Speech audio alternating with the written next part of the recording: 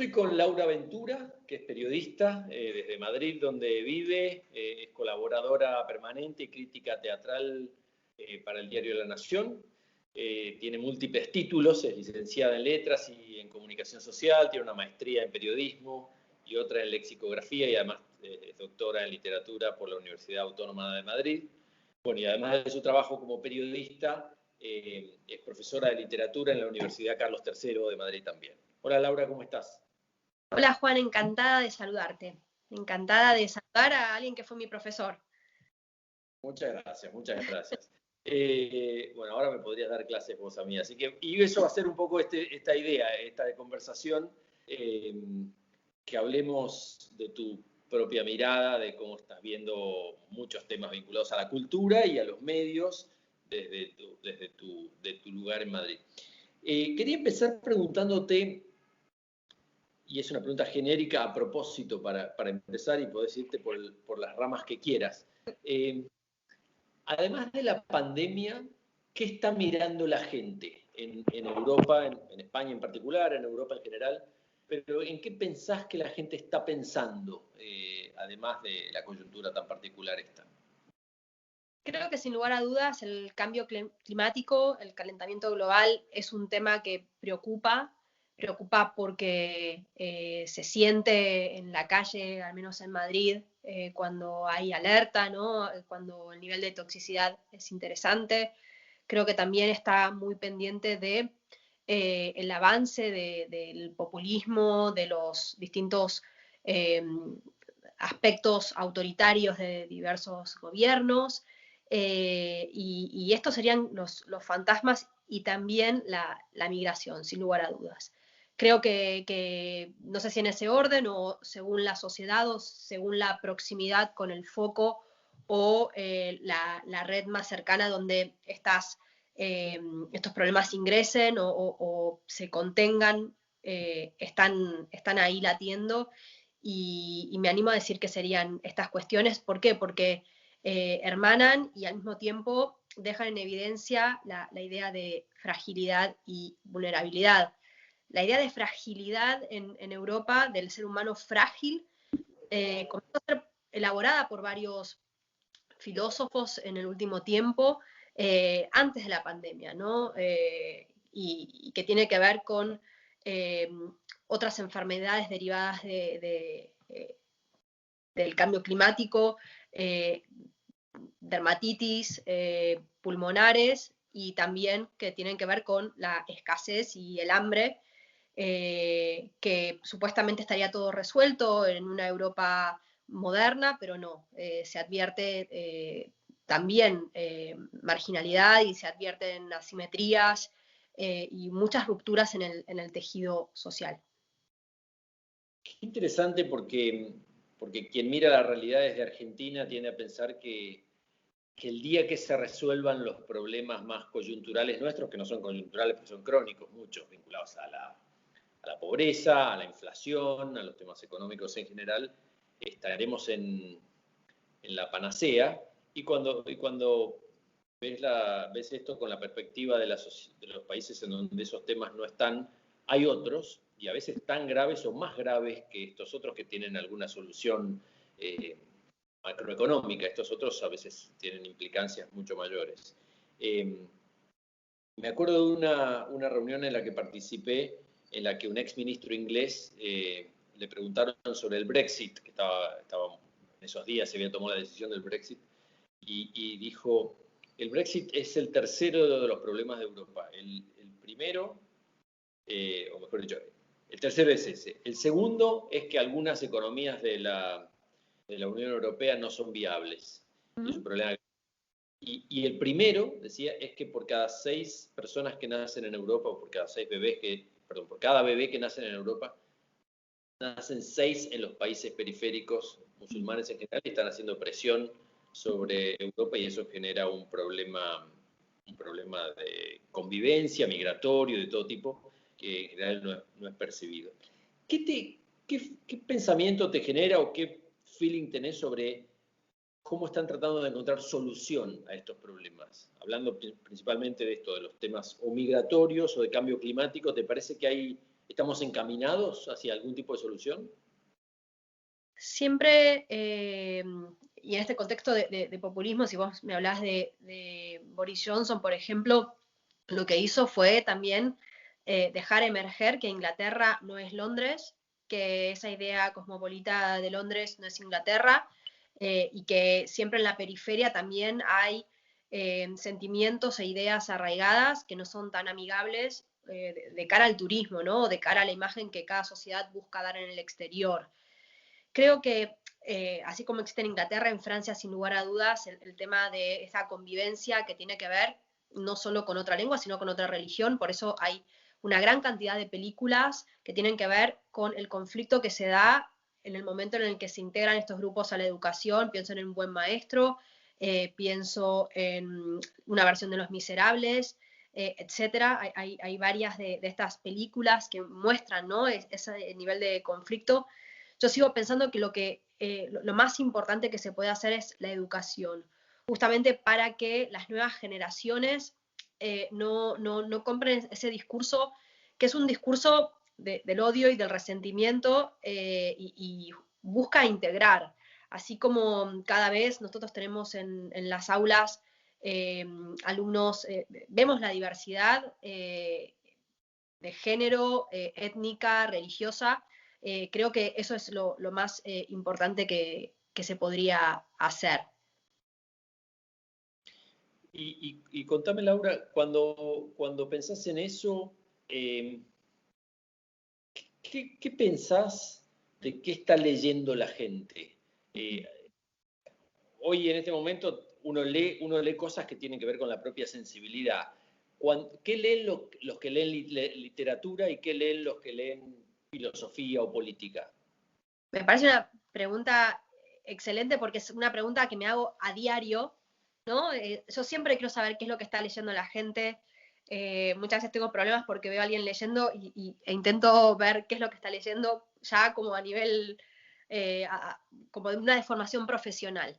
Si me preguntás en el siglo XXI, qué es lo que ocurre, así como en el siglo XVIII, o bueno, voy un poco después, en el siglo XIX es el imperio del realismo, la novela decimonónica, en el siglo XX tenemos vanguardias y experimentación, hoy en el siglo XXI estamos en la hegemonía de la autoficción, de la novela sin ficción, o de lo que se llama todas las narrativas del yo.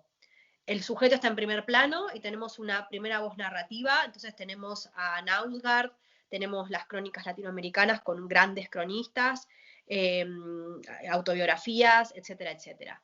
Ahora, en simultáneo, la novela negra, la novela que es la novela criminal, sigue teniendo una gran penetración a nivel editorial y de mercado. Son las novelas preferidas, pero una novela, no sé si voy a decir algo muy amable, pero una novela que es La mujer de la ventana, que no es una gran novela, tiene una adaptación por Tracy Letts, que ahora está en Netflix. Tracy Letts, premio Pulitzer, que el autor de Agosto, dirigida por Joe Wright. Entonces ahí se produce algo que es culturalmente muy interesante, que una novela popular, mainstream, no apreciada por la crítica, pero sí por los lectores, se convierte en una obra diferente, en un discurso diferente, y te diría que además por el nivel de los actores, son todos ganadores del Oscar, obtiene una categoría superior.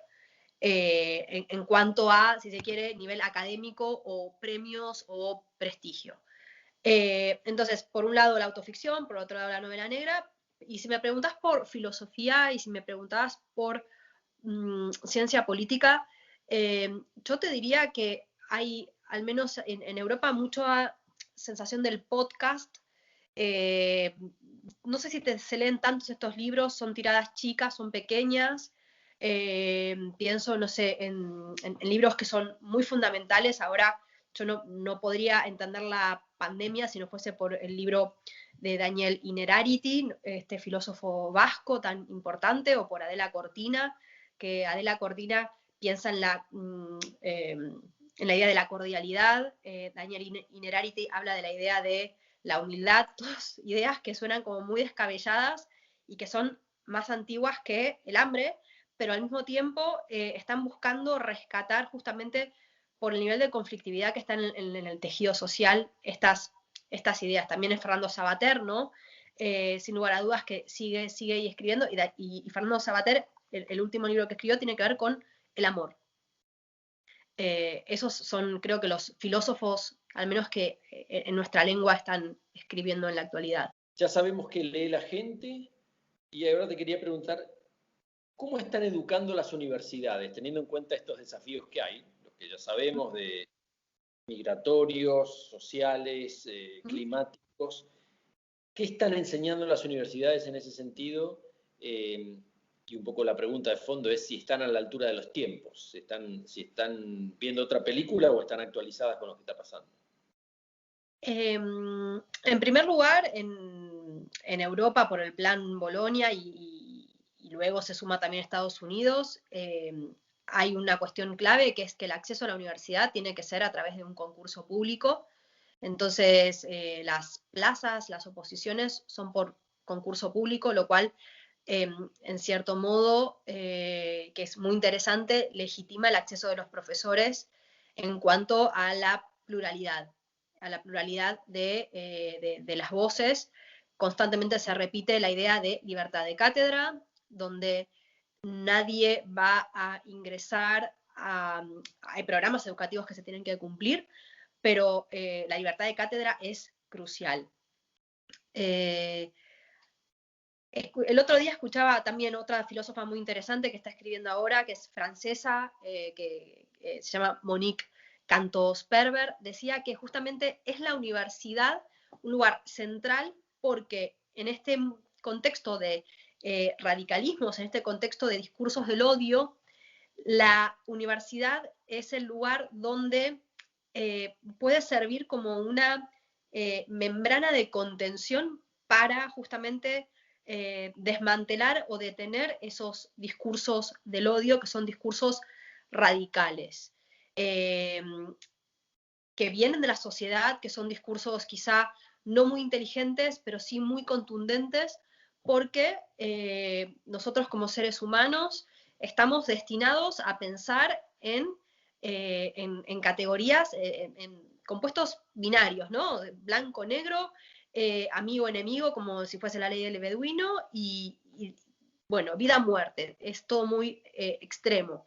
Entonces, todos estos matices son los que intenta enseñar la universidad.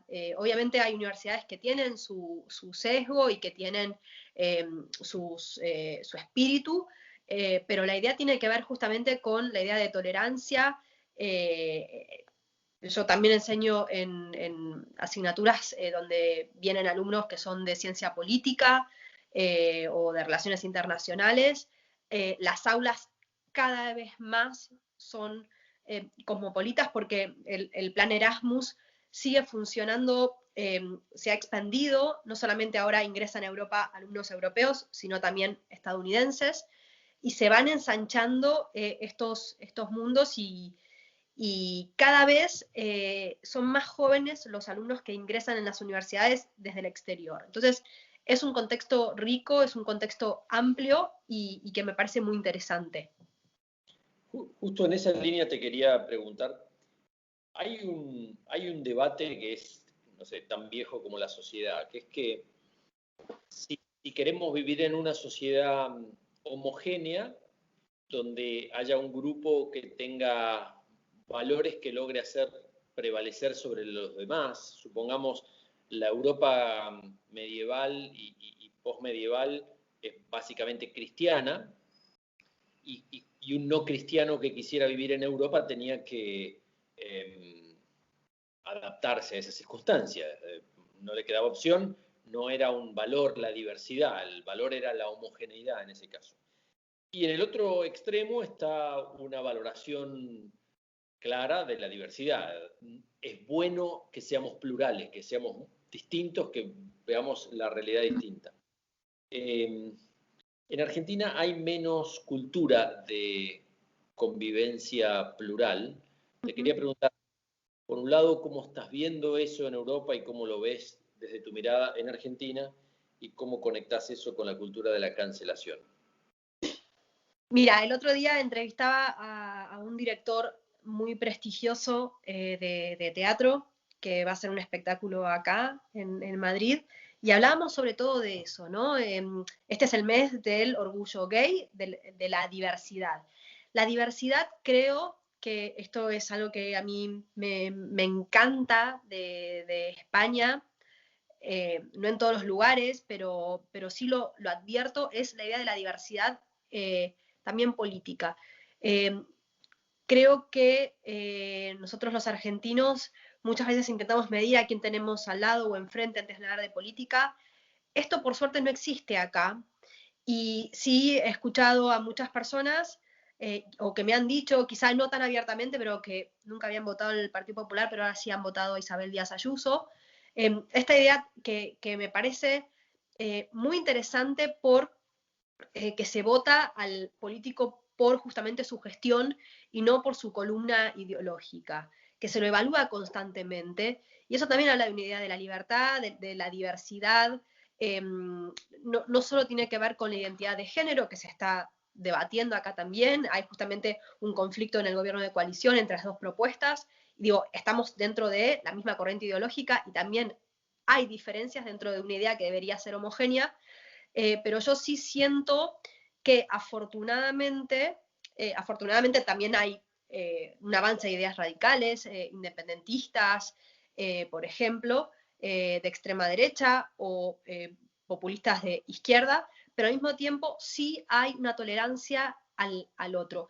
Y esto genera muchas veces en los españoles, cuando nos ven a nosotros, a los argentinos, hablar o discutir de política, una sensación de perplejidad.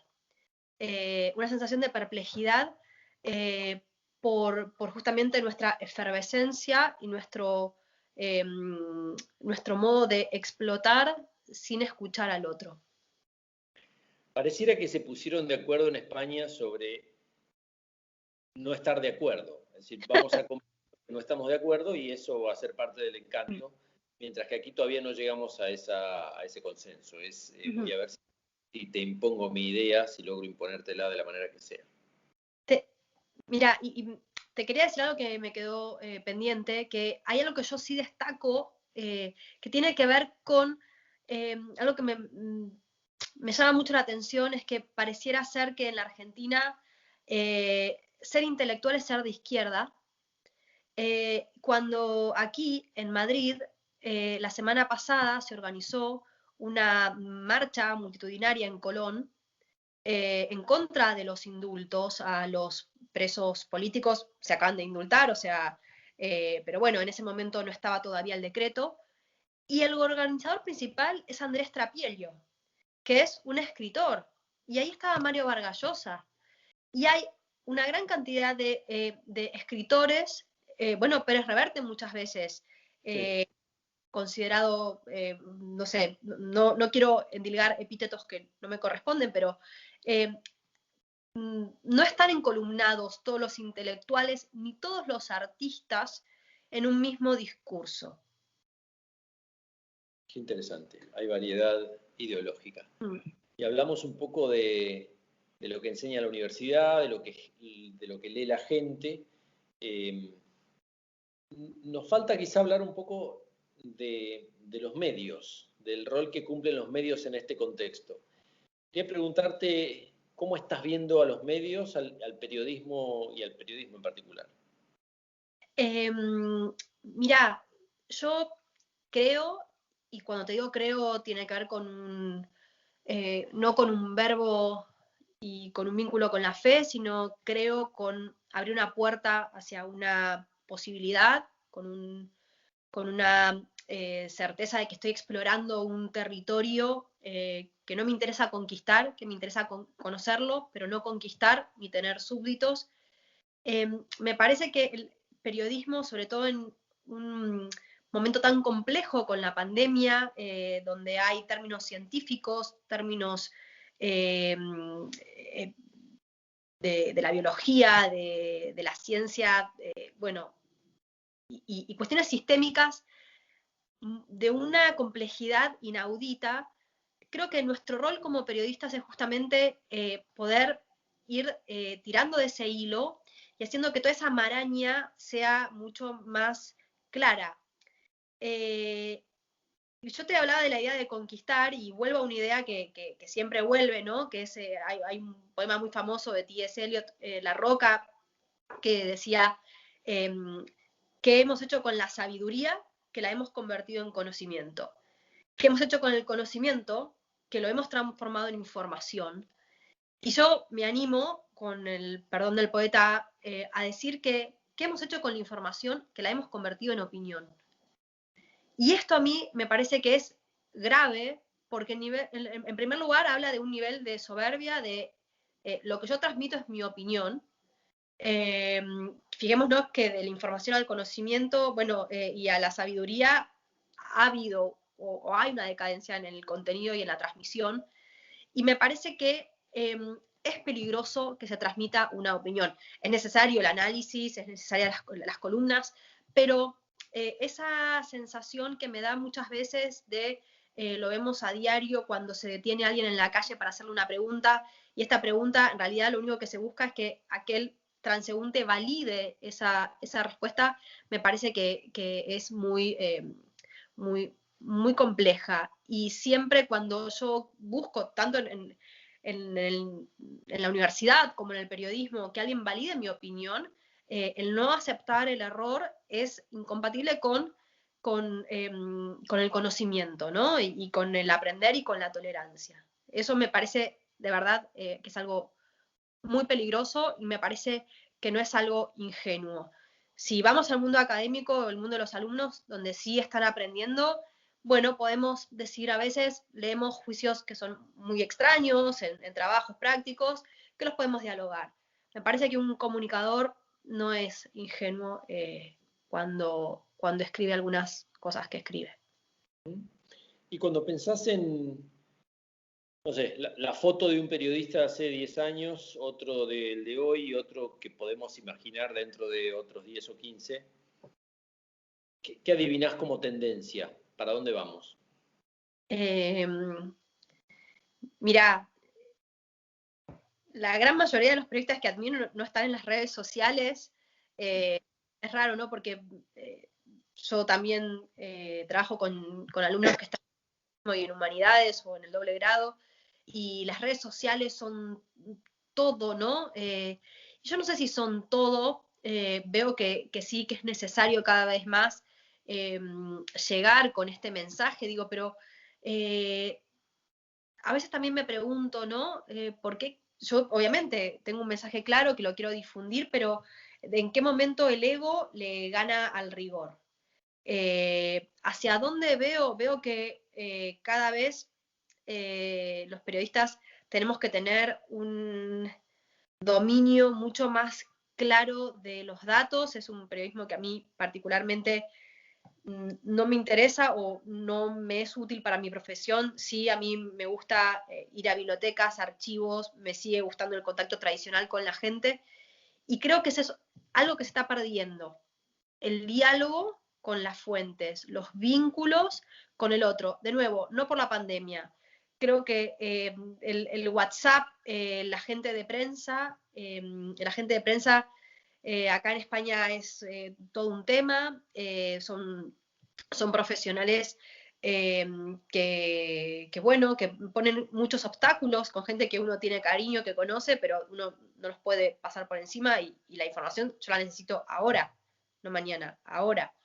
Eh, y creo que eso es algo que se va perdiendo, y a mí me gustaría que se recuperara, ¿no? El no tener miedo al otro, y creo que justamente también va de la mano con la idea de que se transmite una información y que se comparte y viralice, ¿no? La idea de viralizar ya estaba antes de la pandemia también, la idea de virus convive con nosotros, y sobre todo toda esa capa de enfermedad, pero la enfermedad, y acá tomo una idea que tiene que ver con Fernando Savater, la enfermedad somos nosotros. No sé, el gobierno populista, la culpa del populismo no es la del líder, es del que los vota. Y por eso también habla Savater de esta idea de la muchedumbre, ¿no? Savater lo que dice es que hay muchedumbre, que es gente insegura, gente que por eso necesita adherir a un relato, a un discurso, y que en ese discurso pueda sentir que puede expresar de modo coherente su vida, su comportamiento, por qué manda a su hijo a determinado colegio, por qué vive donde vive, pero esa muchedumbre no es sociedad. Entonces, me parece que el periodista tiene que contribuir justamente a no construir columnas monolíticas, ¿no? Y él mismo también tiene que permitirse el disenso. Si no, estamos todos en peligro. Me hace gracia, veo el paralelismo entre lo que describe Sabater y lo de Ortega y Gasset, que no me acuerdo si es del año 36 o exactamente cuándo es lo de la rebelión de las masas, pero es una descripción no tan distinta que la que está haciendo tantos años después Sabater. Bueno, Laura, muchísimas gracias. Muy, muy interesante la conversación. Te agradezco de verdad. Ojalá haya oportunidad de charlar de nuevo y cuando quieras seguimos hablando. Muchas gracias. Un placer y pido perdón porque vos fuiste mi profesor en deontología y te estoy hablando de cuestiones que las tenés hiperarchisabidas. No. Y si querés luego me decís qué pensás porque me parece muy interesante lo que vos me puedas decir. Encantado y me parece que estás más actualizado vos que yo, así que muchas gracias de nuevo. Gracias. Gracias. Luego.